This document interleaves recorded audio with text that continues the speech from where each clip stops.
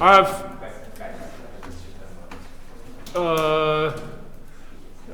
mainly one of your classmates keep coming to me, ask for suggestion, helps about your take-home exam, and I feel I don't want to do it that way. If I want to, give the hint, I want to be fair. Everybody get the same info. So here are the things that I'm repeating everything, but I just want to say, okay, for your exam problem, okay,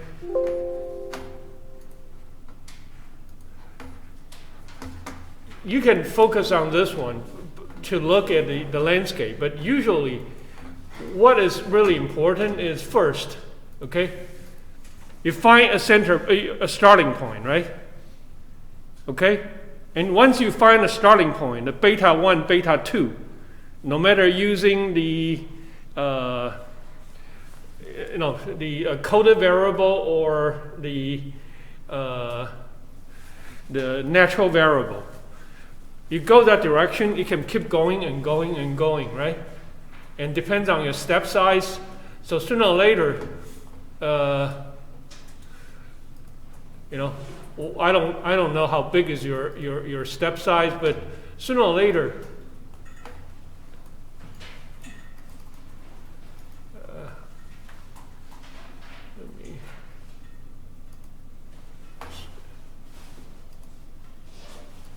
okay, sooner or later, this keep going and going. If you don't stop, you will shoot out of the boundary. Agree? So sooner or later, you have to stop somewhere. And the documentation for every directions, you know that you have to keep going and going. And then what will be the best record to show, what everybody follow me is, if we only have one regressions, one set of variable, and just keep going, you might get lucky, hit something, but it could overshoot, right? So the approach you use, one way is what? To document every step, how much your y, say finding the maximum, is getting higher and higher and higher. And sooner or later, when the value dropped, you know that, hey, I probably need to stop right here and evaluate that point based on the eigenvalue is a peak, valley or peak or saddle point. And then after that, maybe, you say that, oh, let me start another search. But this time, I might use a different, I might use the different cage size, say originally my cage size is big, and for the new one, I'm getting closer, so I'll use a smaller cage or box to do the search. Okay? But, yeah. And then, sooner or later, you'll reach another thing is that if you keep going this direction, even use a tiny steps, you could also overshoot, right? And then, of course, you can have another documentation showing that, oh, I'm climb, I'm passing over the peak. So I probably need to stop at the peak and then double check again if I need to change the direction again. So far, most of you can reach that, right? The thing is that, okay, unless you copy somebody else's answer, your starting point shouldn't be the same, your direction shouldn't be the same, and then your stopping point shouldn't be the same. Agree? Agree? So from a take-home exam point of view, that I can evaluate, how you how you navigate in order to find a peak, or upside down find the valley. Okay, but no, if honestly, if I'm just testing you to follow the mechanism, I'm not training an engineer. You follow me? I'm not training you to think. When you encounter in a real world situation, if you don't have the map, okay, how do you know that your direction is a good direction? Or put it this way, you guys can challenge me and say that, Simon, you're teaching us a bunch of nonsense. If I have a GPS, I'm just go. When I hit the top, I'm turning another direction and go, and then stop. How smart could this be? And then, of course, my defense will be what? Hey, what if this is not a 2x2? It's 2x8 or 2x5. It's a very, very complex cage. It's labor-intensive cage. Then what? Just more SAS, more computational time. Just combine every step using exam 2 and back to exam 3, the final exam. Still, you guys can say that why we should learn this. This is just, follow a step by step. Where is the intelligence? Okay? In other words, remember what I ask you guys is that who can figure out what is a good starting baseline, base camp? When, how to build a cage. If you build a cage too big, okay? If you build this cage very, very big,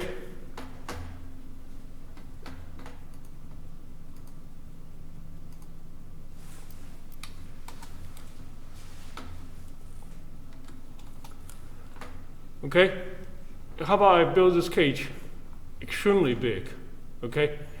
If you guys just use what I give you, rather than a 5x5, just use 10x10. 2 steps, you're all about, right? So what I'm really trying to ask you to show me, it's not, the mechanism. Let's be honest with you, I already give you the mechanism. What I really want you to think about is, okay, what is the reasonable size of the cage? And when I change direction, what is the reasonable size, and when I need to evaluate this so I won't get into troubles. In other words, I want you guys to think about is that, remember, since day one, I'm saying that your boss is not going to give you tons of money, tons of time to investigate a lot of stuff. So you cannot say that, oh, I'm very, during a hard interview, people like to say, oh, I'm very hardworking. I will be, very, very careful. I will be very, very diligent. That's not a bad statement, When I was looking for a job, 30, 40 years ago.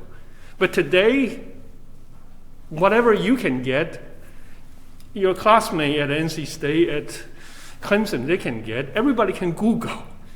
So what is really you need to show here a little bit is I'm trying to push is where is that intelligence? Okay? Here, let me show you one example I would like to do. And I'm not saying this is the best example, but I would like you guys to think about it. Okay? Here. People, here is the using the displacement of the y increasing, and then we say, voila. When I reach this step, I'm reaching the peak. So I probably need to investigate at the peak, where's next, right? So we can call this is my displacement. Can I build my velocity? And this one is actually, I did it in a very, very short time, so it's not as good. So if I use the finite differences here, okay? When I use the finite differences here, what I'm trying to show is what? The speed change, right? Right? So improvement is 1.9, 4.2, 2.6, 4.1. And then I have a very, very large improvement here. And then after that, I dropped.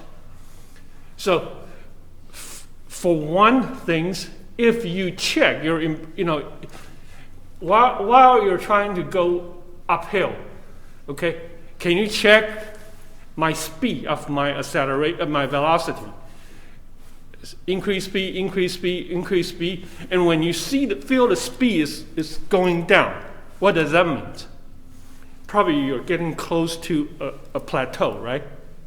You follow me?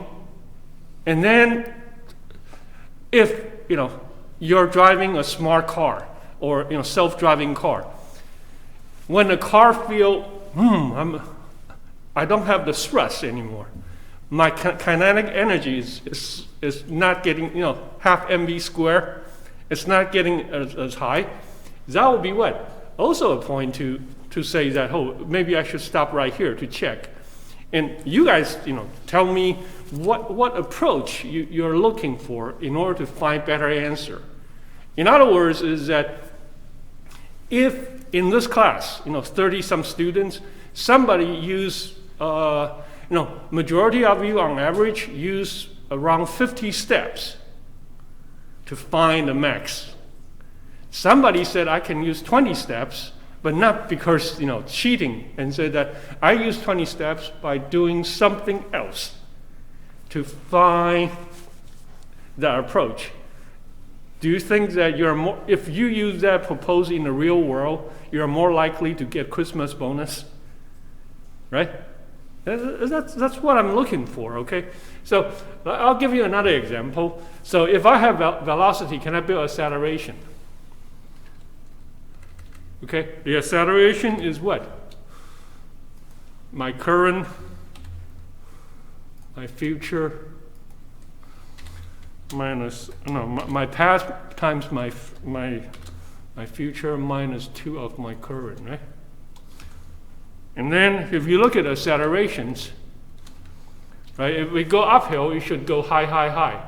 But then you can see, okay, this one, acceleration, obviously, because I did not do any smoothing, showing the velocity coming down a little bit too late, right? So using acceleration did not give me any good intel. So what I'm saying is, you can just look at a map and said that, I'm going this way. Now I'm in a green zone, I need to turn. But using your eigenvalue, eigenvector, you have to follow the rule, right? But the thing is that here is the part that I would like you to tell me why I stop early or why I stop late. Or on average, how did I decide that my step size is the square is this big or this big? So for your documentation, okay, of course I'll check the legal step by step. Are you doing everything follow the rules? But what I really want you to show me actually is this and this, okay? Yeah?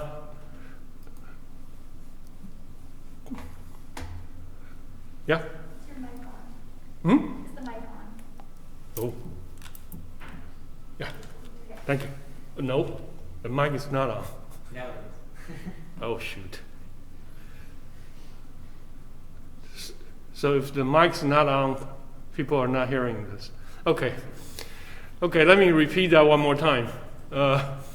You need to find the directions, keep going.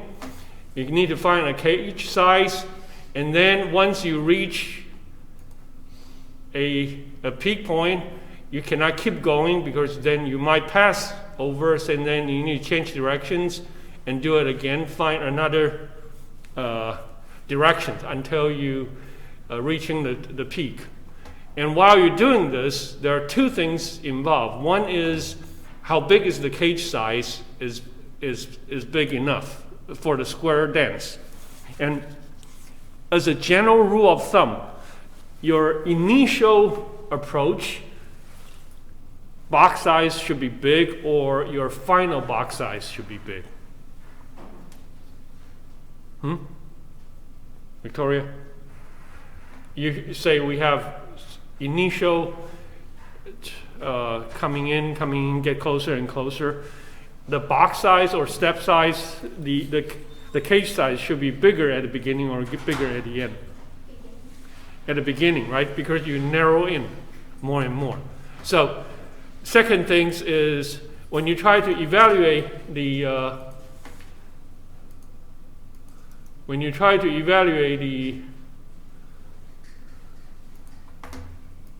when to stop or when to go. Okay? Of course, if you look at the 41, this is original, your original data set, you can say that, oh, I'm reaching 80, and then after that I'm dropped. So at this point, I need to evaluate the eigenvalue, eigenvector, and I need to build a new cage around here, and then start climb again.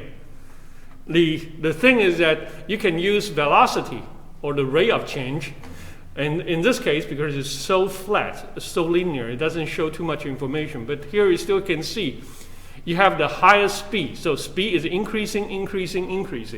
Speed increasing means what? You still can accelerate, right? So if you accelerate means what? You're really improving a lot. But when you're improving a lot, sooner or later, the improvement stop dropping. When the improvement stop dropping means what? The gain of that direction is getting less. So that could be a good hint on when to start a new cage or new directions. Find a new beta 1, beta 2. You guys follow me? And then, you do it again. And for me, this is the things, okay? If you just use a big one, there's a possibility you overshoot and then you're coming back. But if you stop a little early and say that, hey, I think I'm reaching a base camp 2. It's about time for me to change strategy. If you are climbing Everest at the beginning, you said, I don't need breathing bag. Now let me put the breathing bags on. And this is the time that I'll get rid of my breathing support. I need oxygen now. Let me put the oxygen tank on. So you change your climbing strategy. You change your equipment. Initially rough, getting tighter and getting tighter. You cannot just say that, well, since you show me the map, so I use the GPS to figure out when I change my strategy. You need to have some argument and say that I have some indications I need to slow down or I need to increase. The Uber self-driving car these days, they use GPS, they use LiDAR detections, but at the same time, do you think that the self-driving car is using this kind of experimental approach? Let me try to see how far can I go until I hit something and then I stop? Or they will have some early warning system. If my velocity reach certain square or my acceleration reaching, probably even jerk, rate of change of accelerations, reaching certain things and say that, I probably used the wrong strategy here. I need to use different strategy, otherwise it will be too late. Then you will make some changes here. So the things I elaborate to your classmate, I would like to elaborate here is that everybody got the same tools, but who can come up with an early warning system to figure out when to change step size, when to change directions in order to reach the top? That is the challenge. Would you agree with me? Yeah, that's the part that, just don't treat me like, plug and play, a bunch of Excel file. Treat me like this is a computational intelligence, help you figure out the world. And, can you use the tools? Just pretend, there's actually a good design hidden in here. In the real world, and if you get a job to do that, can you find it? Don't just say that, oh, he gave me the SAS. The reason I start talking about this because I get annoyed when I see people just say that, oh, I find an initial SAS and then I have a final SAS, eigenvalue change, I do it again. If you do it that way, and said that, oh, I would use the big eigen 15 steps. I'll use the medium eigens more 20 steps. You know how they figure that out? They just count a square. 1, 2, 3, 4, 5. Oh, I need to pass through 20 square here. If you do it that way, it's no fun. You need to think about how you're going to use this in the real world, okay? Yeah, I'll stop nagging. I just feel like if I need to talk about this, I need everybody to know how to do it. Okay, now let's back to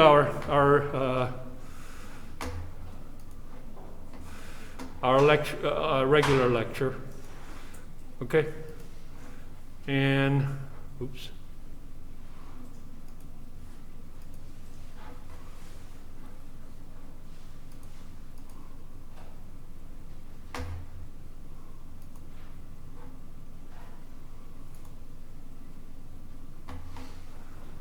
Okay, on the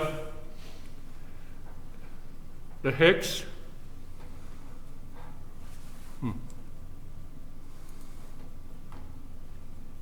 There we go.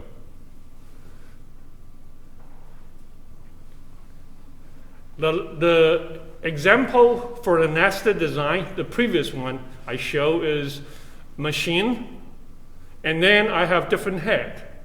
Okay, and example 2, and then I'll come back and show you various compositions. And right now, let's just focus on the example. So example 1 is I have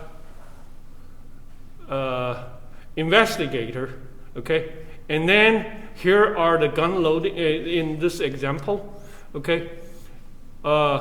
I have group 1, group 2, and group 3. Every group, I have 3 teams.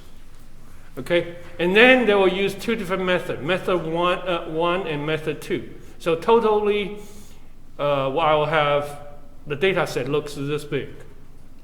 Okay? And once you have all of them, okay, you can do it like what I said last time. Oh, let me just focusing on group 1, and within group 1 I just have team versus method, okay, and so this is the 3 teams within method 1, method 2, and then 4, 5, 6 is what? Similar but not identical.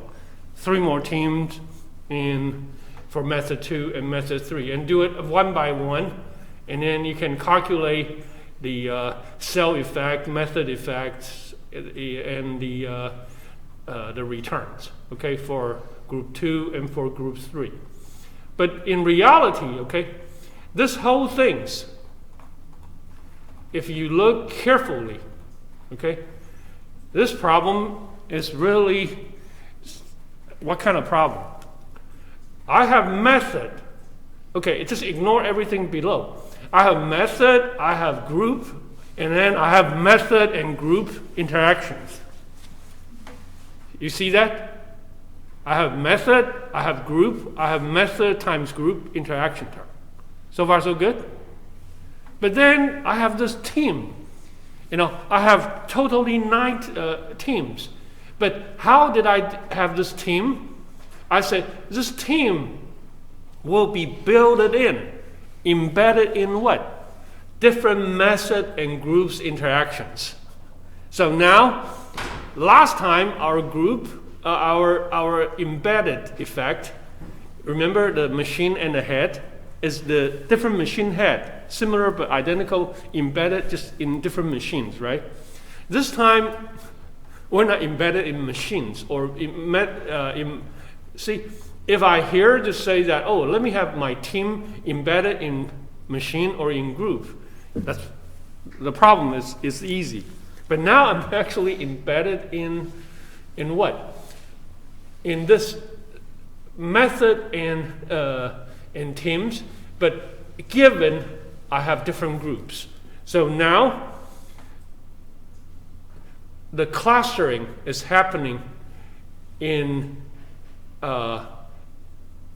group, and then the interaction also method and team interaction also happen in groups.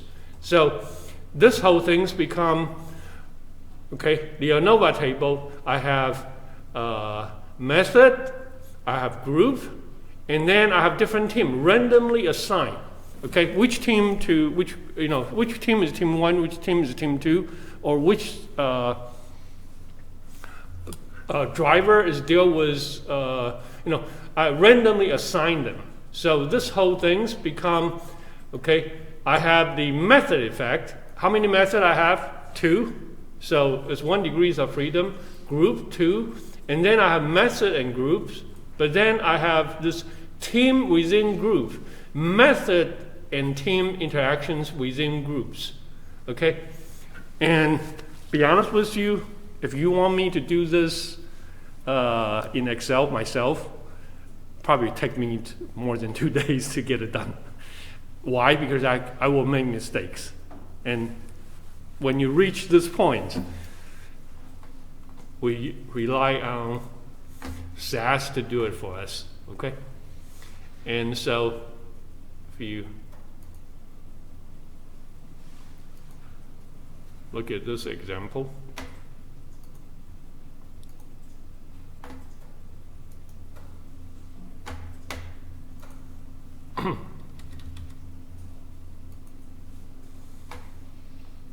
while I'm waiting for this fire up, hey everybody, you already done something about your exam 3 now, right? Yeah? You probably investigate at least 1 pass or 2, right? Okay. Everybody can find a direction for improvement and check the eigen now, right? Yeah. Okay.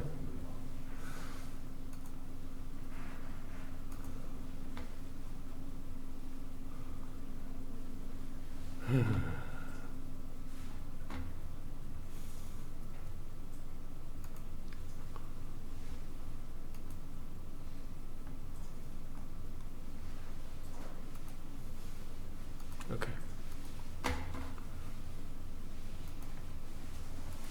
So, same things. Okay. I have method, I have observation, I have group, I have team. And then, Victoria, this time I don't need to redo it, right? The do loop, outer loop, medium loop, inner loops, just. You make it bigger? SAS is not friendly on that way. On that. Okay. I don't think so. You want to switch? Well, you got a code. Okay. The thing is that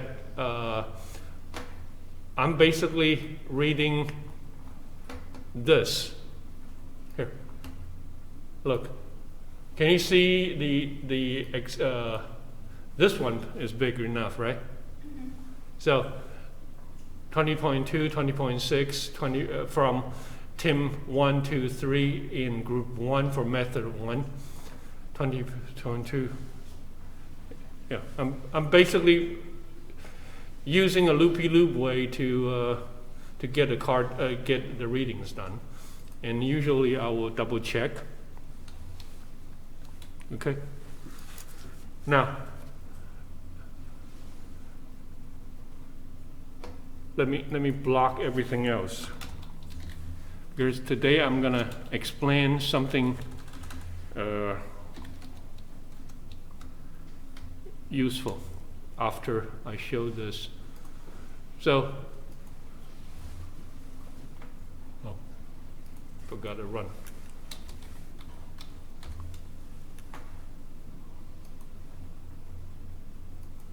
Huh?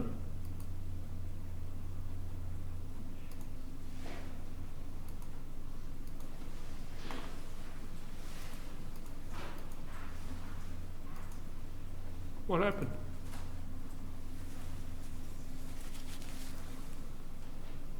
Why it's not running?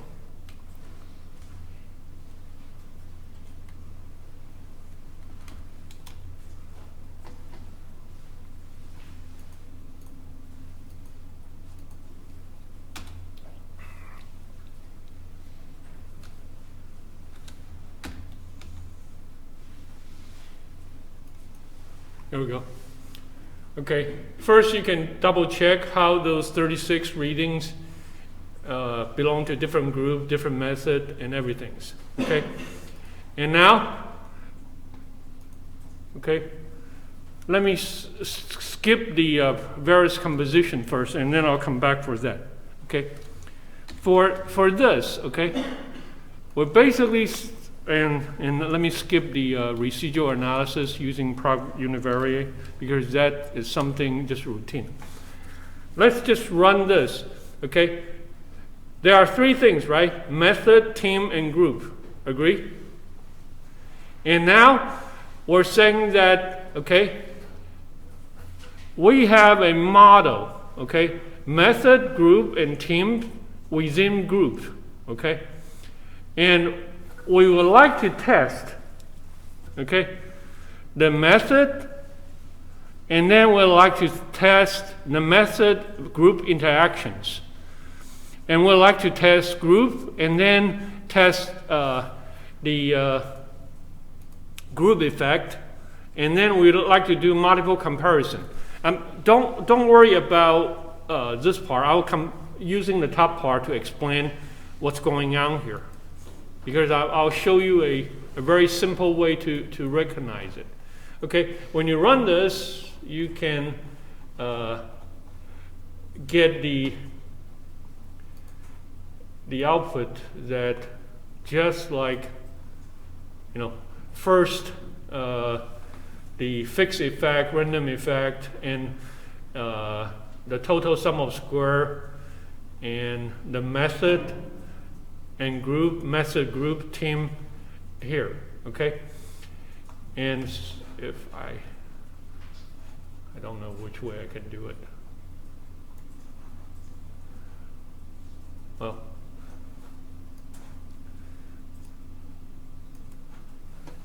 here's the part that I would like to show you is, okay, obviously every time when I test, originally, okay, in the old days, when we test method or test group, we use the error term to test, right? But now, put that down, okay? Whenever we introduce some random effect, then random effect, put it down, is bad news. So whatever random effect touch, okay, say I introduce human judges for the Olympic figure skating. Different judge will have different judging style. Then we will consider whenever you introduce human factor into this evaluations or this team behavior into this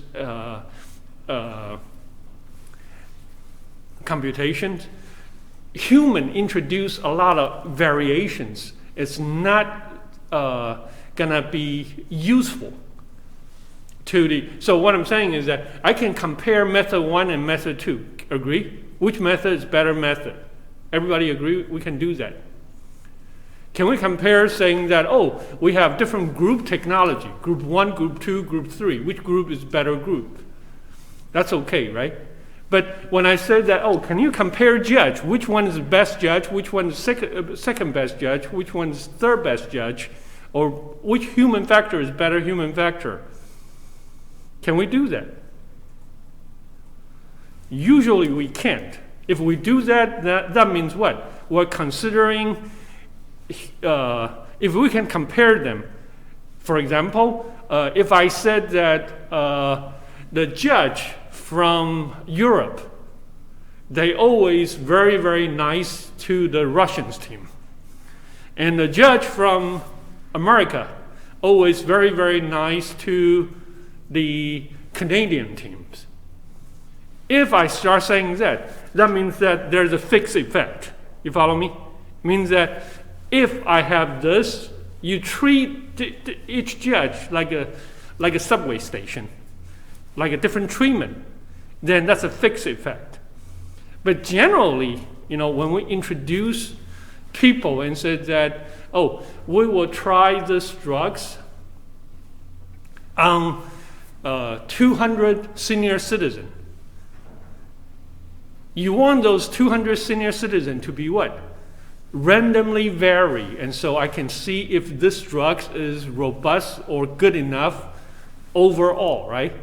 If I tell you that, oh, this drug is extremely good for John Doe 1, but it's not good for John Doe 2, then you're in trouble, or if you work for a pharmaceutical company. Why? Because the judge will be ask two things. One is why, right? Why this drug is only good for this, not good for that? And the second part is, well, it's not fair. Why there's a bias toward one side or the other side?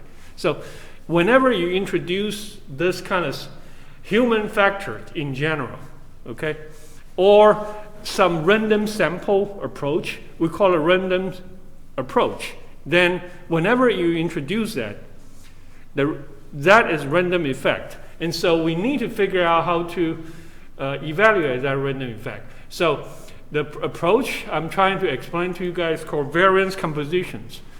VAR.com. VAR.com is various compositions, okay? And various compositions is a method to show you how to build your test, how to build your error term for your test. So obviously, look at here. I said method and method group. I use group within method and team within group to do the interaction to do the test. When I test the group, I use team times group to do the test. It's confusing, right? But just before I run this, if we consider team or human factor, so method and method group, they don't have human factor involved, right? But the minute I have team times method, or team times method within groups, team is involved. The minute team is involved, that becomes the error terms. You guys follow me? But I'll show you the detail using various compositions in a second. It's kind of like, oh, I have this A drugs, and then I try on a bunch of people. Then a bunch of people are the randomness to test the drugs. And now if I have this method and group interactions, both are to be tested. They are fixed effect. Method is fixed effect, group is fixed effect. But then I introduce a bunch of random team to those combinations of methods interact with teams, right? Totally, how many methods, how many teams? We have 2 methods and 3 groups. So those are group and method, those are fixed. But I bury this randomness inside. Then this new things introduce the uncertainty that I need to test. So watch here, okay? The method we're going to write is this. I'll do the first one. People, look. Method and group. Okay? Method and group. Pipe. Method and group pipe. So totally how many things already involved? Method, group interactions. Agree? So here are 3 things involved. So here we say fixed effect means those are the 3 things we really care. So fixed equal to 3. But then after that, now I introduce team within groups. And I also introduce the method times teams within groups. So now team is the randomness, right? Totally 9 teams or 9 human factor, I assign them. The minute you assign those things, okay, all you care about, you just tell SAS, hey, those team things, whenever I touch team, I introduce randomness. Those things cannot be tested because they are random. And so you say fixed equal to 3 means what? Only those 3 things I'm going to test and test. And I can write this in an even more simple way, okay? I have method, I have group, I have team.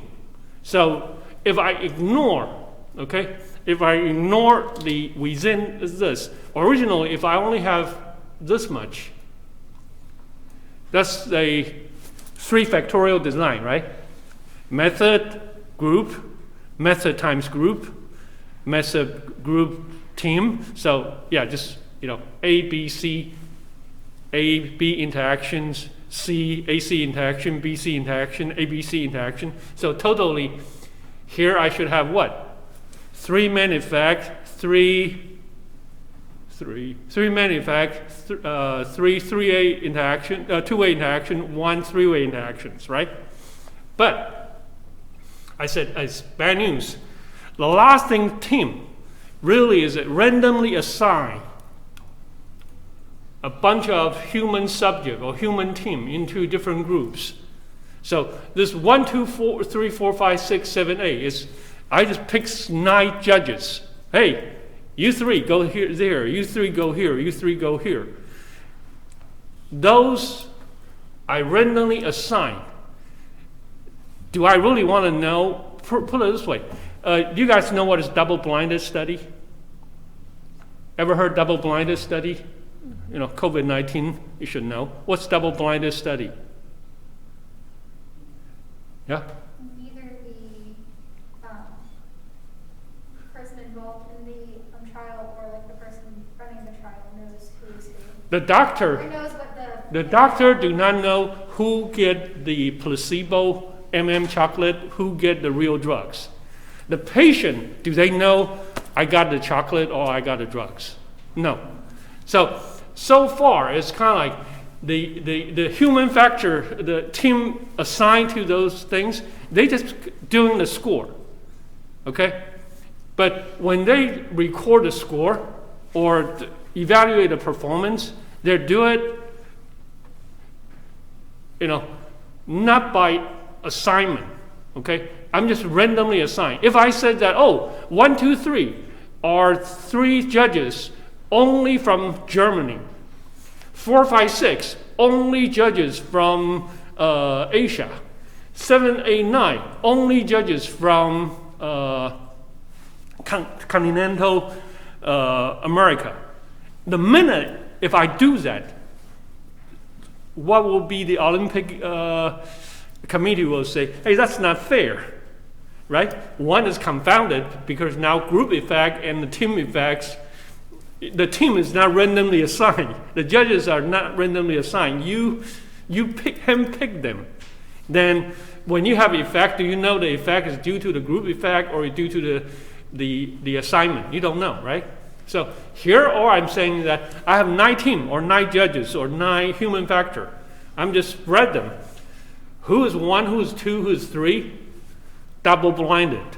The group doesn't know, the method doesn't know. Or they know as here are some team. So first thing first, okay? I think if in your future jobs, you probably prefer using this approach and just say that method times group, those are real things. So method is real things, fixed effect. A group is real thing, fixed effect. Method times group are real thing, fixed effect. So the first 3 things are real. The rest, whatever 2-way, 3-way interaction within all the mess, that SAS, you figure it out because I just need a table to do my test. So you probably will use this way to express it, but I'm just trying to say that this way is based on if you can elaborate which one is which. You guys follow me? Okay? And stuff like this, trust SAS. It's much, much better than you try to do it manually. I know the algorithm, but even when I try to use the algorithm to do this, I have to do it manually, very, very careful. What I'm saying is that I could make mistakes if I try to do it in Excel, okay? And this I would trust because it's really labor intensive. Okay, let's just run it. Well, before I run it,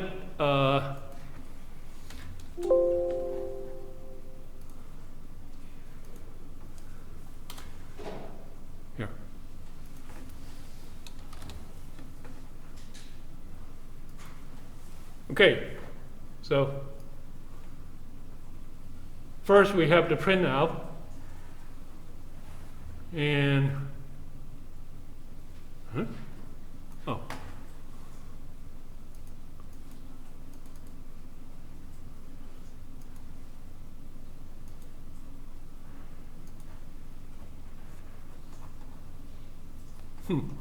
Oh, here we go. Right here. Okay, this is the table you would like to have. Okay, it will show you how to do the compositions. So people always look at this. When we build an F-test since day one, the numerator and denominator, the only thing difference is the part need to be tested, right? So look at here. If I want to test method team group, even though it's a random effect, I'll use this variance error term to test it. Okay. Now let's look at the first one on the top. People look at the method. Method, I have variation coming from the error term, but I also have the variation coming in from the method team within group. And then I have this method group combinations for my method. So if this is the F-test for the numerator, okay, which one you think can be used to test it? Follow my questions? Tia, can you read it? No? Okay. We want to test method, right? Method, look at the variations, ANOVA table. I have pure error term. I have variation from method and team groups, and then I have the Q means the effect I want to test. So everybody sees that in the method there are 3 components. Agree? Now you need to find the denominator based on this 2 components, because now if the denominator based on those 2 components, the only things can be tested will be what? Will be this part. Follow me? I want to test this guy, but I need to use something like this to test it. So to test method, what will be the things to be used?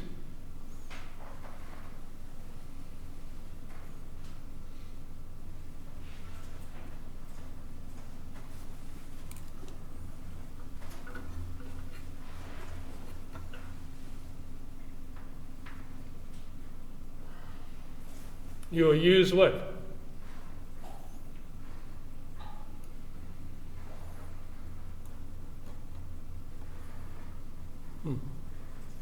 First, let's compare the 2.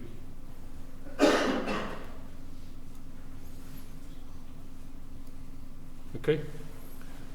You have the method, and then you have, first of all, this, I write the 2 down at the same time so you can see that this 2 various compositions give you exactly the same output, right? Can you see that? 1, 2, 3, 4, 5, 6. 1, 2, 3, 4, 5, 6. Okay, this is the compositions. Okay, the second thing I want you to check is this. Okay, if I want to test method, okay, or method within groups, method group interactions, I need to use method team group to test it. Okay, method team group, look at here. Variance versus this one. You see that this is the randomness completely covered by this term. And the things to be tested is the only thing left out. Can you see that? Can you see that? And so when you doing the variance compositions, that basically tell you when you write your hypothesis, okay? When you write your hypothesis, here is the hypothesis you write. Oh, I would like to test method. And the error term I'll use is this term. And I would like to test method group. When you test method group, okay, again, here is the part you can use, is this method team group to be used. Can you see that? Every time when you try to test your method or your group, or method interaction with group, you always look for, okay, what are the things I'm trying to test, the Q part, and then what are the variants I can use, and the variance is not pure error. Before, it's always pure error, but now we introduce random judges, we introduce something else. So I need to consider what are the other error terms. And here, for this guy or this guy, you always use those two terms, okay? Next.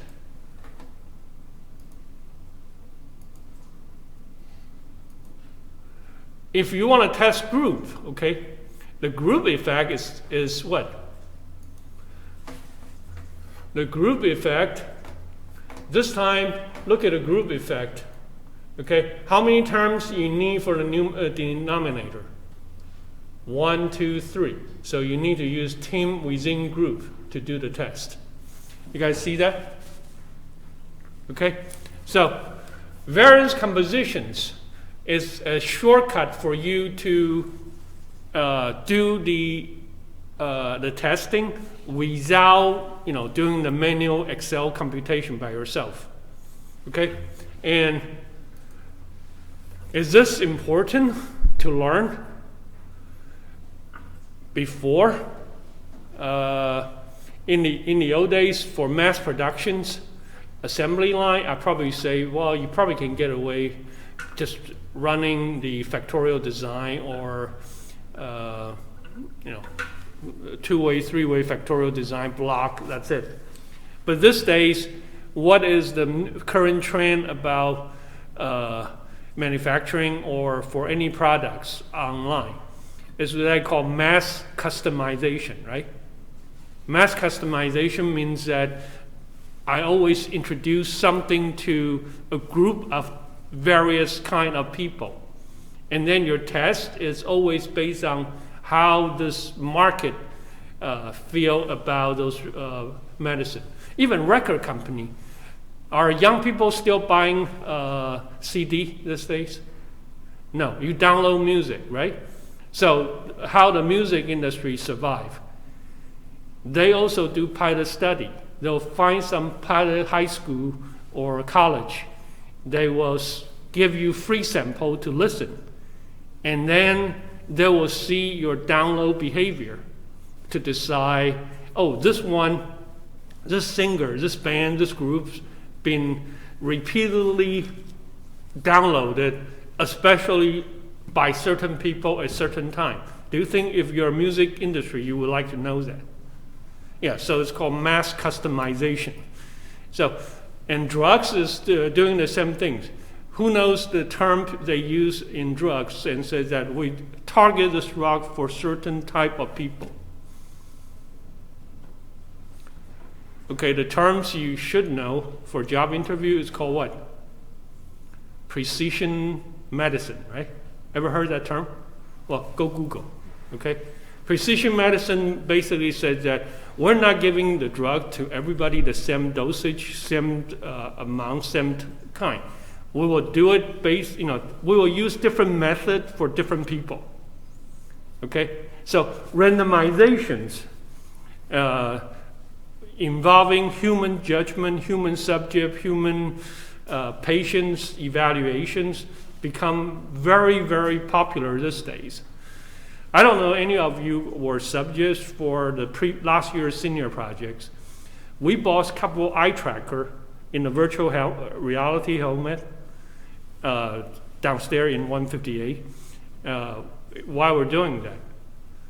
Because we also try to evaluate how people look at Texas Steakhouse, how they like the arrangement of certain things without asking customer questions.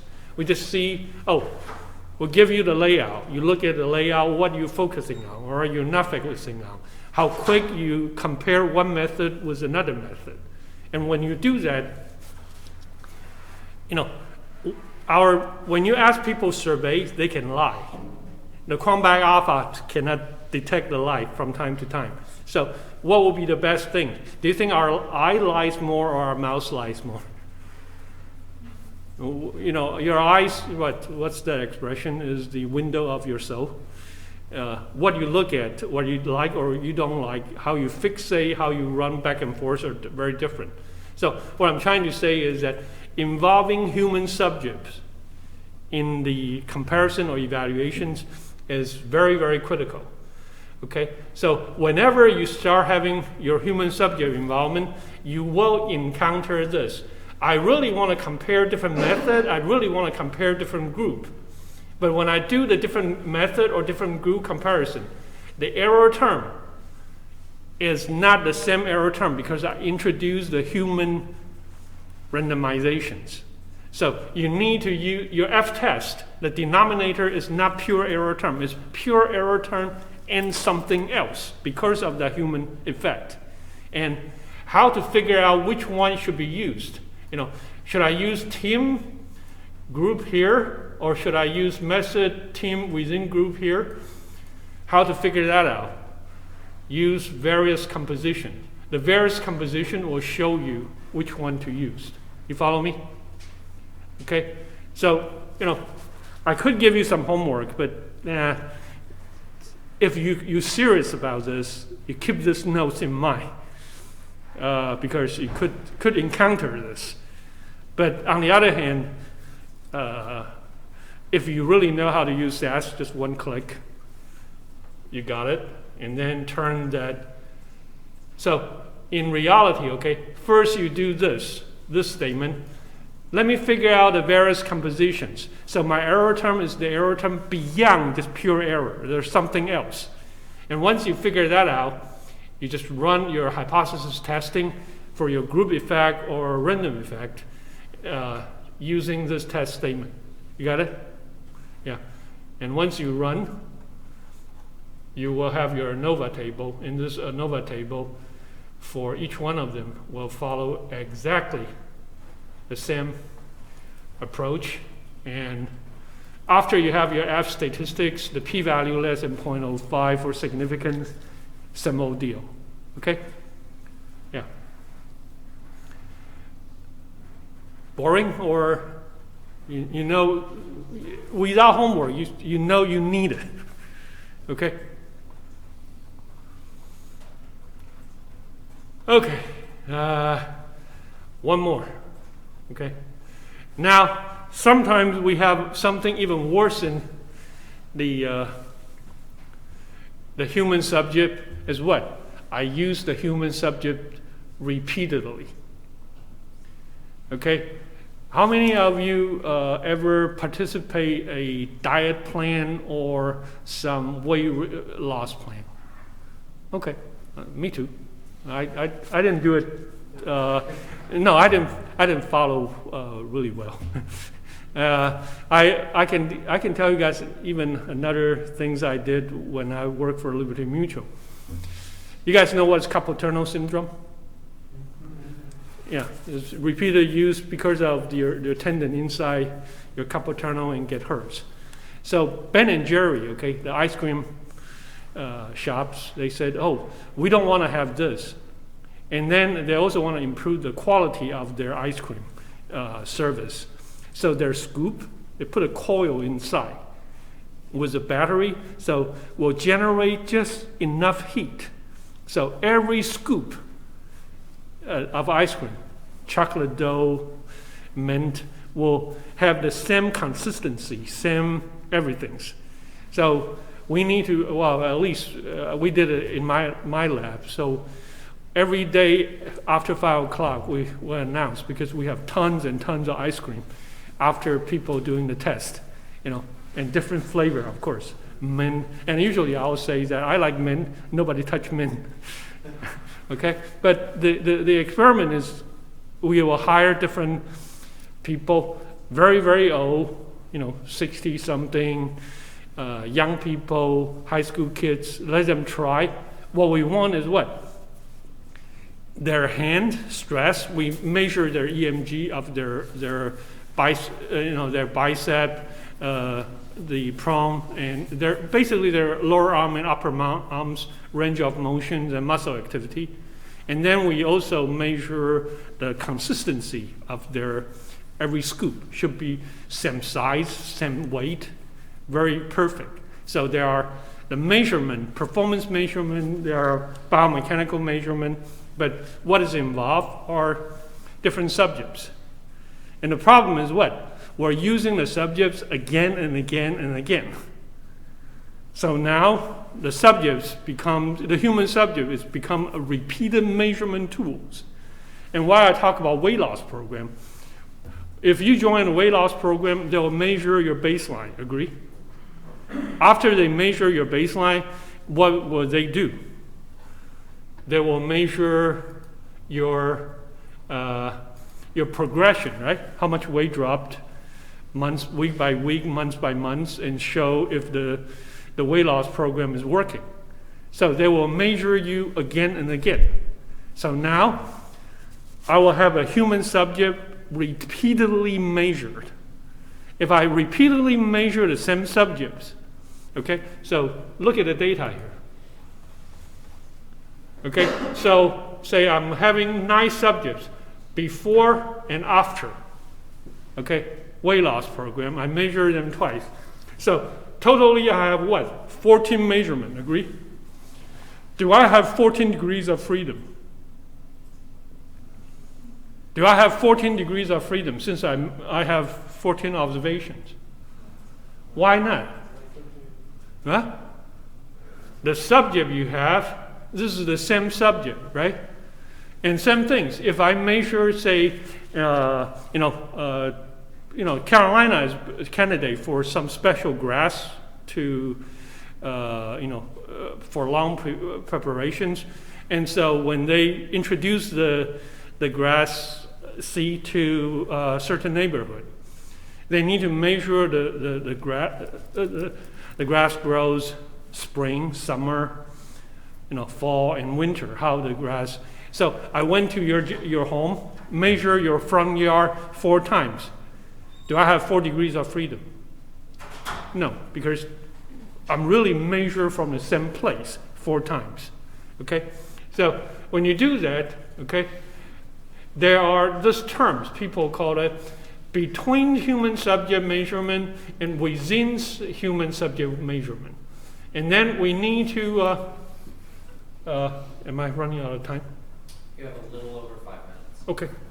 So when you do that, you basically need to say that, I have the human subjects, but I also need to figure out the repeated measurement. I need to take the repeated measurement out. And this is the troubles. Majority of the dissertation, or sometimes even your senior projects, if I'm not involved, getting into, is that people just say, I measured this 25 times times 4 season and yada yada in the end, and said I have 240 degrees of freedom to be used because I have 240 observation. And I said, so how many things, how many people you have? I have 10 people, or I have 60 people.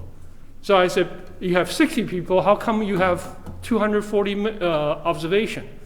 I measure them in spring, in summer, in fall. And if the minute they say that, I said, so your statistical analysis is totally wrong. Okay? And then you need to run what we call repeated measurement type of things. In SAS, again, this one is even harder, right? I have group, I have subjects, human subjects, I have 21 subjects, okay, in 3 groups, and then I have repeated measurement twice. So now you have to figure out before and after. And here is the way to do that is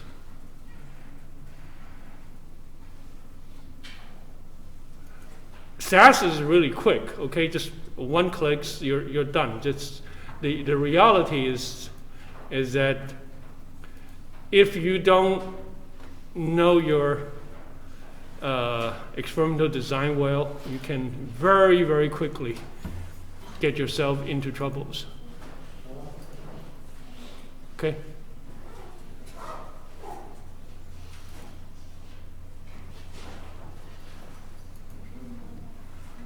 Hmm?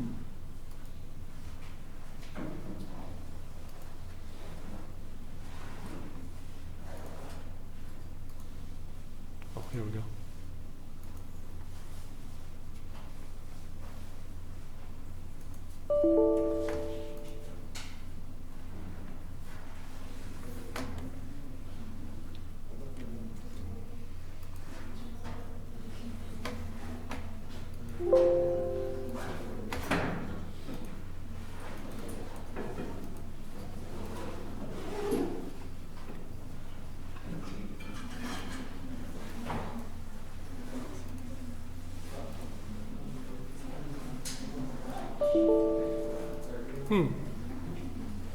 What happened?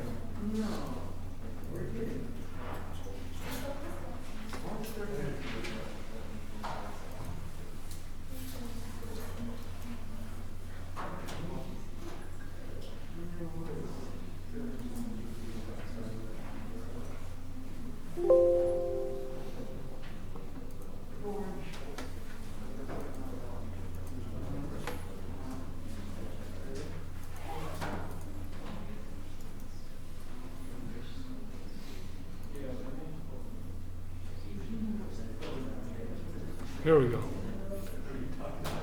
Okay, so look at the code, okay?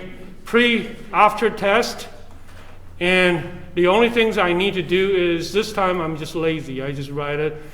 Group is the things different group, different psychosocial economical groups is something I need to test. And the different test method before and after, that's something I need to test. Subject within groups are those things that I added. So now I have, this whole things. But really, the fixed effect are the first three things because they don't involve human subject. The minute you have human subject involved, bad news. And then, of course, we need to figure out how to write this test statement for the error term. So how to do that? You run it, and you just go back up. Look at here. Okay? First, if I want to test group, this is the things I need to test. Okay? And then I just look at, denominator, which one can be used? Definitely this one equal to this one. So group will be tested by using subject within groups. Okay? And then if I want to test, say, this one or this one, I know that it's error term plus the the variation due to human subject and tests within groups. So I have this variation can be used.